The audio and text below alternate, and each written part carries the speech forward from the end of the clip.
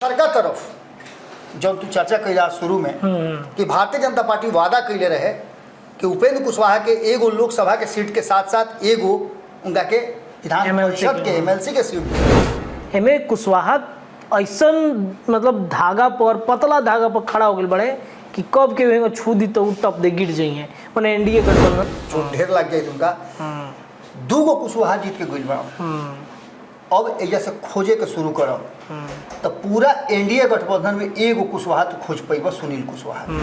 अब ऐसा स्थिति में उपेंद्र कुशवाहा के अगर कमजोर समझता रहो तो यही बात से अंदाजा लगा कि उपेंद्र कुशवाहा एक सीट खाली उनका के तनी के डिस्टर्ब कर लो तो 6 गो सीट डिस्टर्ब कर ले।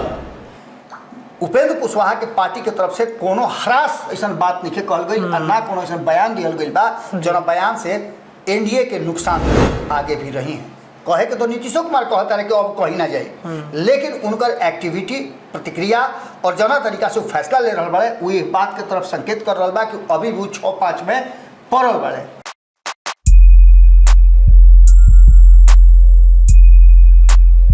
नमस्कार प्रणाम गोड़ लगतनी रोरा सबके एक बार फिर से बहुत बहुत स्वागत बा रोरा सबके अपन कार्यक्रम खूटा पर भोरे भोरे बहुत सारा चीज के चर्चा जौन बा चलता। कुशवाहा जाति के लेकर के बिहार के राजनीति गरम बा। कुशवाहा के काल देखने के तरीके से चर्चा भइल कि जौन भगवान कुशवाहा बड़े उनकरा के एमएलसी के सीट जौन बा फाइनल जदयू कर दिले बा। इन्हें उपेंद्र कुशवाहा के बारे में कहल जात रहे कि लोकसभा चुनाव से पहले एगो सीट एमएलसी के देहल जाई, लेकिन अंततः बात ऐसा भइल कि भगवान कुशवाहा फाइनल कर दिले कि भाई अब हमरा के नीतीश कुमार बड़का जिम्मेदारी दिले बड़े, तो ये मतलब अब सब कुछ तय हो गई बा कि कुशवाहा समाज के नीतीश कुमार आगे बढ़ाओ तरे। लेकिन एमे उपेंद्र कुशवाहा के धोखा मिल गई एक तरीके से कहीं तो। विनोद तावड़े जो बिहार भाजपा के प्रभारी बड़े वो जब लोकसभा चुनाव से पहले मीटिंग कैले रहे उपेंद्र कुशवाहा के साथे तो एगो ऐलान भई रहे, कहल जात रहे कि मतलब वो अपने ट्वीट पे भी बात लिख ले कि भाई एगो राज्यसभा और एगो एमएलसी के बात फाइनल हो चुकल बा, लोकसभा के सीट भी देवे के बावे। लेकिन अचानक से काल से जो राजनीति बदलता हमें कुशवाहा ऐसा मतलब धागा पर पतला धागा पर खड़ा हो गए बड़े कि कब के छू दी तो टप दे गिर जाइए मैंने एनडीए गठबंधन से अलग हो जाई हैं। तो ये सब तमाम विषय पर चर्चा हुई, खूटा ठुकाई बाबा जुड़ गई बनी। तो बाबा दिन के शुरुआत को लाइन वाइन से करे के बाद तो करीब दर्शक इंतजार करते रहे। गोड़ लगते नहीं हेरा से अभिनंदन बा। दूगो लाइन बा कि उधार के जिंदगी से आज़ाद कल चाहता, उधार के जिंदगी से आज़ाद कल चाहता, संहतिया हमरा के उधार कल चाहता। देखिए संहतिया के ह राजनीति बा और राजनीति में दोस्ती और दुश्मनी एक से एक कथा कहानी बुड़ुए पूरा पन्ना भरल बा। लेकिन नीतीश कुमार 2022 में जब साथ बदल ले एनडीए के और महागठबंधन की तरफ गई तो बिरनी के खोता में वो हाथ डाल दे। अब वो बिरनी के खोता इतना जबरदस्त हो गई बा कि कभी मुंह, कभी नाक, कभी देह, कभी पीठ, पूरा शरीर पर हबकत हो। और यह जातीय गणना के जौन नीतीश कुमार आंकड़ा लेके सामने आइले, वो आंकड़ा के बाद से कई गो मामला लगातार सामने आ रहा बा। केहू कह रहा बा कि हमार संख्या कम बतावल जाता, तो केहू अपन संख्या अधिक लेकर के और ओकरा खातिर अपन तैयारी कर रहा बा। एकर पूरा देखे के मिलल हमनी के 2024 के चुनाव में एमवाई समीकरण के छोड़ करके ओकरा के किनारा करके जब लालू प्रसाद कुशवाहा के और मल्लाह के जोड़ ले तो एकरा के लेकर के पहले तो मजाक समझल गई जी, लेकिन ये मजाक बहुत सीरियस हो गई। आज जब हमने के बात करते जा ओकरा ठीक 24 घंटा पहले जब नयका लोकसभा में 4 गो सांसद राष्ट्रीय जनता दल के उमें शपथ ग्रहण करत रहन, ओकरा में एगो कुशवाहा रहन। दूसरका उमें करे वाला जौन रहन महागठबंधन से वो दूसरका कुशवाहा रहन जी। महागठबंधन से तो एक ही बड़े दूसरका के नाम के कर लेते हैं। एगो महागठबंधन से वो कुशवाहा ने एगो राजाराम कुशवाहा बेचारे छटक गई गोड़ तो गिरे गिरे भई रहन। अच्छा बाच गई चोट ढेर लग गई उनका। दूगो कुशवाहा जीत के गई बा। अब एजा से खोजे के शुरू करो तो पूरा एनडीए गठबंधन में एगो कुशवाहा तो खोज पैब सुनील कुशवाहा। बिल्कुल। और कहल जात रहे कि उनका के कुछ बढ़िया नीमन पद मिली, जैसे एने से कुशवाहा के संसदीय दल के नेता बनावल गई, उनहू से बनावल जाई। नतीजा टाए टाए फिस केकरा के बनावल गई, तो दिलेश्वर कामत के बनावल गई। अब एजा से कहानी आगे बढ़ाओ।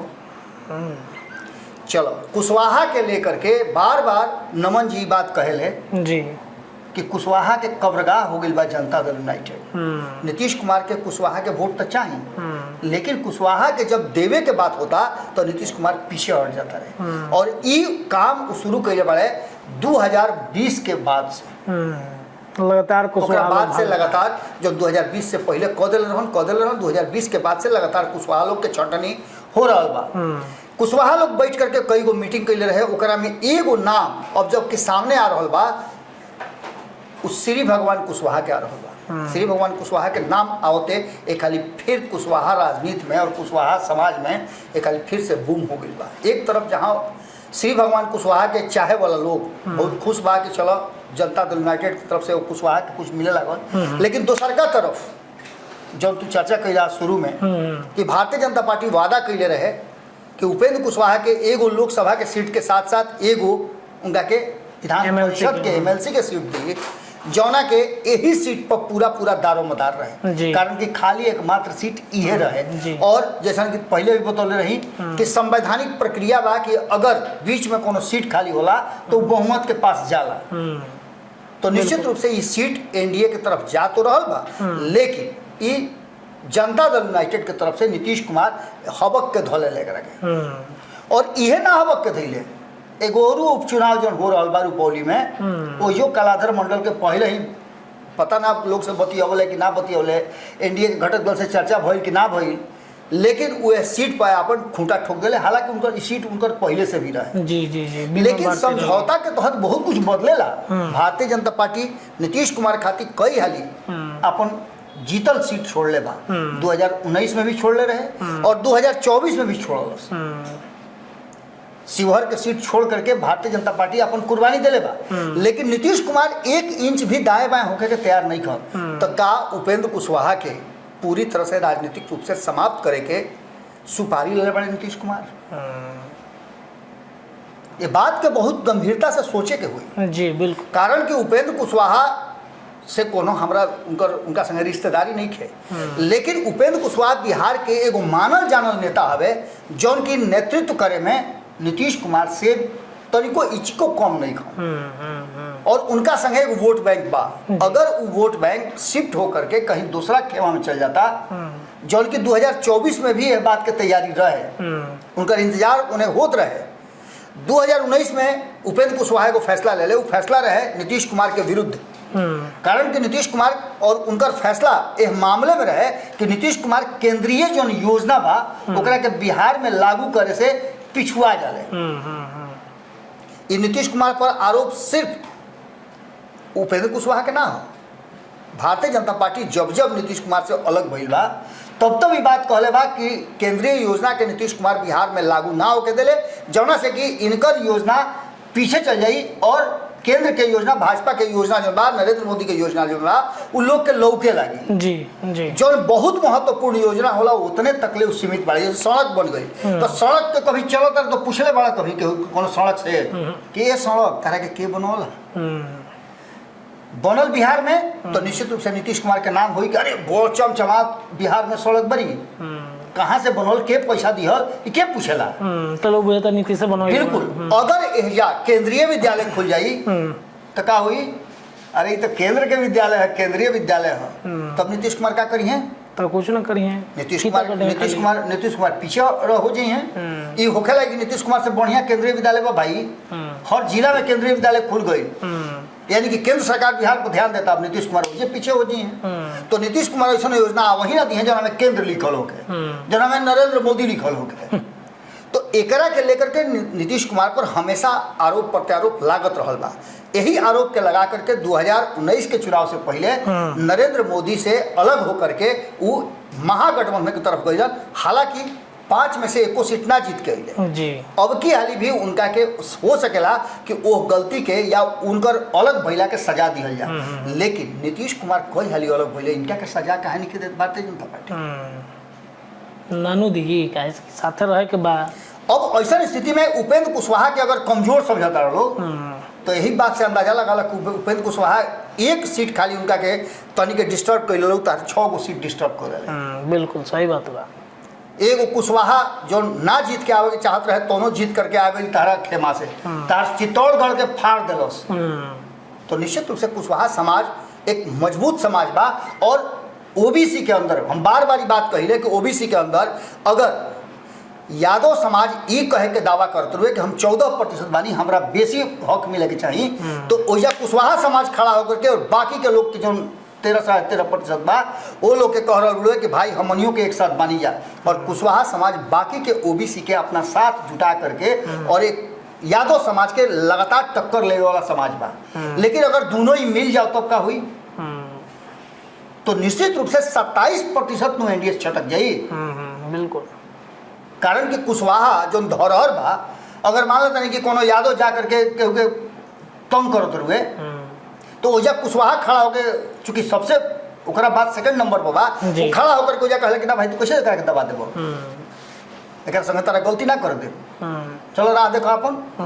और अब जो जबकि इ नया समीकरण गढ़े के कोशिश नीतीश कुमार कैले, तो एजा काम गड़बड़ाए वाला बा। कारण कि नीतीश कुमार बिना अगर फैसला के, बिना चर्चा के अगर दोनों सीट पर अपन उम्मीदवार दे देता रे, और खास करके जो वादा जैसे कि तू कहला अभी कि एक बात के लेकर के विनोद तावड़े ट्वीट भी कैले रहन, जो ट्वीट माधव आनंद काल्हे जौन बा वो एकरा के रीट्वीट करके और कहले कि भाई हमने संगे ही फैसला हो चुका रहे कि हमरा एगो लोकसभा के और एगो एमएलसी के सीट मिली बिहार में, लेकिन अगर एकरा पर उम्मीदवार खड़ा करता तो कहीं से उचित नहीं थे। हालांकि यह विषय पर फैसला इंटरनली जदयू के हो गई बा। 2 तारीख के कहल जा रहा बा कि जब उन्हें से मीटिंग क के दिल्ली से लौटी हैं नीतीश कुमार, तो 2 तारीख के भगवान सिंह कुशवाहा के नॉमिनेशन हुई। और भगवान सिंह कुशवाहा 12 तारीख के जब ओकर वोटिंग हुई तो संभावना बा कि निर्विरोध चुनल जी हैं जी। ऐसे कि दूसरा पक्ष में कोनो वैसा उम्मीदवार दूर दूर नहीं क्या, ऐसे भी उम्मीदवार खड़ा किला से भी कोनो असर नहीं के पड़ेगे। तब ऐसा स्थिति में एगो बात देखे वाला जरूर हुई कि कहीं ना कहीं एजा टकराव के स्थिति आ गई बा। और ये टकराव की स्थिति में अभी तक उपेंद्र कुशवाहा के पार्टी के तरफ से कोनो हरास ऐसा बात नहीं कहल गई और ना कोनो ऐसा बयान दिहल गई बा जो बयान से एनडीए के नुकसान होके। अभी भी लगातार उपेंद्र कुशवाहा के टीम, उपेंद्र कुशवाहा ही बात कह रहा बा कि हमनी के एनडीए के साथ बानी जा और 2025 के चुनाव हमनी के बड़ी मजबूती के साथ लड़ेगा। हम कई लोगों से बात करे कोशिश कहने सबरे से बताओ तनी कि भाई ऐसा ऐसा बात बा, कहने कि भगवान कुशवाहा के बारे में भी चर्चा भइल कि उनकरा के तो नीतीश कुमार फाइनल कर दल बने, तो ये कहता लोग कि ना फाइनल नहीं कन भाई, हम ए विषय पर कोनो बात ना करें, कोनो बात ना बतियाएं। तो अब हमरा लगता है इन तमाम विषय पर लोग बचे के चाहता है। यूँ कहले कि रात समय तक कुछ बड़ा फैसला भी आ सकेला आवे वाला समय में। निश्चित रूप से जौन तरीका से ये सब कुछ हो रहा बा, ओकरा में 2 बात अब नजर आ रहा बा। पहला बात ही कि भारतीय जनता पार्टी के ओवरलैप करके नीतीश कुमार फैसला ले रहा बा। तो एकरा पीछे कारण बा कि कहीं ऐसा तो ना कि नीतीश कुमार फैसला कर रहा बा कि 29 तारीख के उनका फिर से इंडिया गठबंधन छोड़ देवे के बा, जब भेटाइल तना का हंसोत हो सब कैसे कि बड़ी घूमत रहे मंत्री लोग के। जबकि एक ई बात समझ ले रत्नेश, एगो बढ़िया बात तू कहला कि ने फिर टुकटुकाइल बड़े एक सप्ताह से, कभी उनका के यहाँ, कभी उनका के यहाँ, कभी ये परियोजना पर, कभी वो योजना पर जाकर के और विजिट करे के शुरू कैले बड़े। लेकिन एक साथ साथ 29 तारीख के जो मीटिंग बा ओकरा के लेकर हमने के पहले से भी कहते हैं कि ओइजा कुछ विशेष होखे वाला बा। और एकरा के लेकर के नीतीश कुमार ये दोनों सीट पर, रुपौली होके या फिर एमएलसी के सीट हो गए, ये दोनों सीट पर अपन खूटा गाड़ दिले बड़े। तो एक तो ये हो सकेला कि नीतीश कुमार के साथ ही समझौता हो गई लोग कि दोनों सीट तू ले लो और बाकी के दोनों सीट राज्यसभा वाला छोड़ दो।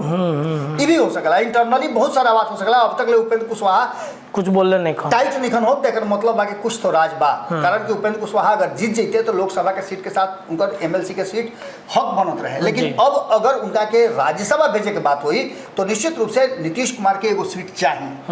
कारण कि नीतीश कुमार त्याग छूछे तो करिए ना जी। तो उनका खातिर एमएलसी के सीट छोड़ जा सकला और उपेंद्र कुशवाहा के डबल फायदा दिया जा सकला, जो देवे के वादा भी रहे कि एक उनका के राज्यसभा भेजना और दूसरा उनका के मंत्री बनाना। एक तो सबसे बड़ा बात ये नजर आता है, और दूसरा का बात नजर आ रहा बा कि अगर नीतीश कुमार कहीं ये फैसला कर ले कि वो अब एनडीए में ना रही हैं तो उपेंद्र कुशवाहा के राज्यसभा भेजे के तैयारी अपना तरफ से भारतीय जनता पार्टी करी और 2025 के चुनाव में नीतीश के बिना एनडीए गठबंधन मजबूती के साथ चुनाव लड़ी। ये दोनों ऑप्शन अभी तैयार बा। कारण कि एकरा में चिराग पासवान काल भी हम कहले रही और लगातार हम कहते नहीं कि चिराग पासवान एनडीए के साथ बाड़े आगे भी रही हैं। कहे के तो नीतीशो कुमार कहता रहे कि अब कहीं ना जाए, लेकिन उनकर एक्टिविटी प्रतिक्रिया और जना तरीका से फैसला ले रहा बड़े वो बात के तरफ संकेत कर रहा बा कि अभी वो 6-5 में पड़ल बड़े। एकरा अलावे जीतन राम मांझी मंत्री बन गए बड़े केंद्र में, उनका जीवन के भी अब उम्र जैसे से ऊपर जाता वैसे उनका लगे भी बहुत संभावना नहीं है कि वो इन्हें से छटक के उन्हें चल जा। अब आगे संतोष सुमन के फैसला लेवे को ही कि वो का करी है। दूसर का तरफ उपेंद्र कुशवाहा अगर भारतीय जनता पार्टी उनका के सम्मान दे देता नीतीश कुमार से अलग तो निश्चित रूप से उपेंद्र कुशवाहा भी भारतीय जनता पार्टी और एनडीए के साथ छोड़े के तैयार ना हुई हैं। तो ऐसा स्थिति में कहीं ना कहीं ये दो फैसला पर आकर के पूरा मामला अटकल बा और एक फैसला आवे वाला समय में निश्चित रूप से 29 तारीख के बाद देखे के मिली। और सबसे बड़ा बात कि इस सारा खेल 29 तारीख के बादे होके वाला, चाहे वो रुपौली के चुनाव होके या फिर एमएलसी के चुनाव होके। 10 तारीख के शायद रुपौली में वोटिंग बा 10 जुलाई और 12 तारीख के एमएलसी के वोटिंग बा, यानी कि दोनों जुलाई में होके वाला बा। ओकरा पहले बहुत सारा खेल बा। एने जतरा पतरा देखे वाला भी पंडित जी लोग बात के कहत हुए कि कुछ उखाड़ कबार हुई जौनी नवरात्र गुप्त नवरात्र शुरू होता एकरा में घोड़ा पर चढ़ के माता रानी आवत रही जी, तो घोड़ा पर चढ़ के आवेली तो कुछ उखाड़ कबार होला। अब देखी का उखाड़ कबार होखेला। चलिए देखिए तो नीतीश कुमार के फैसला पर सब कुछ निर्भर बा। 29 तारीख के का फैसला लिए हैं देखे वाला बात हुई। फिलहाल खातिर इतना ही। खूटा ठोक पर लगातार चर्चा जारी बा। धन्यवाद।